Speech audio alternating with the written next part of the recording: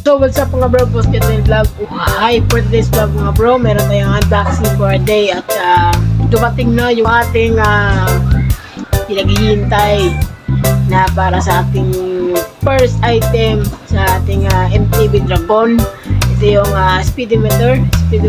So yun mga bros, unboxing for a day. So tara mga bros, huwag na hintayin. Kailangan ito bang kailangan ba? Go please. So birthday mga bro, ito na yung ating order from Rock Bros. Ayan o, Rock Bros, yan. Grabe, ganda. Tapos natin mga bro, ayan naman. Na-open na kasi ito mga bro. Ayan o, Rock Bros. Galing. Ayan o, ganda.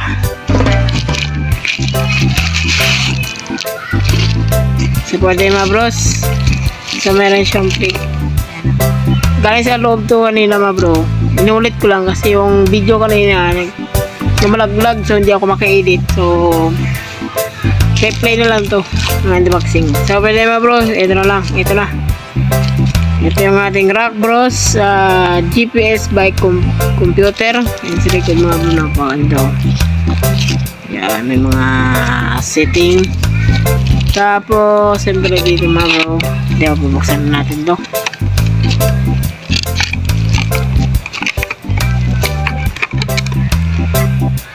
So for the mga bros, ito na nabuksan na natin sa loob ng kanyang lalagyan mga bros. So for the mga bros, ito na buksan natin. Meron siyang manual mga bro, ayan. Tapos ito naman yung kanyang parang notice. Parang meron siyang notice para sa atin, para sa gagawin. Ayan. Ibang lingwahe. Ayan, secure.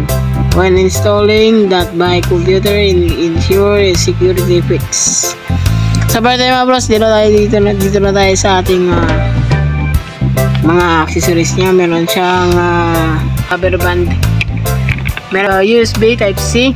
Yan, tapos siyempre dito rubber band para sa kanyang lock. Ito lock niya. So ito yung kanina mga bro, ito. Yan, dalawa yan eh. Tapos ito na yung speedometer na agad. Napakaganda, diba? Napakabigat din mga bro. Galing, maganda din siya. Ano? Ito yung kanyang charging. Tapos ito naman yung kanyang opening. Ito, opening to. So yan mga bros, i-open na natin para sa inyo.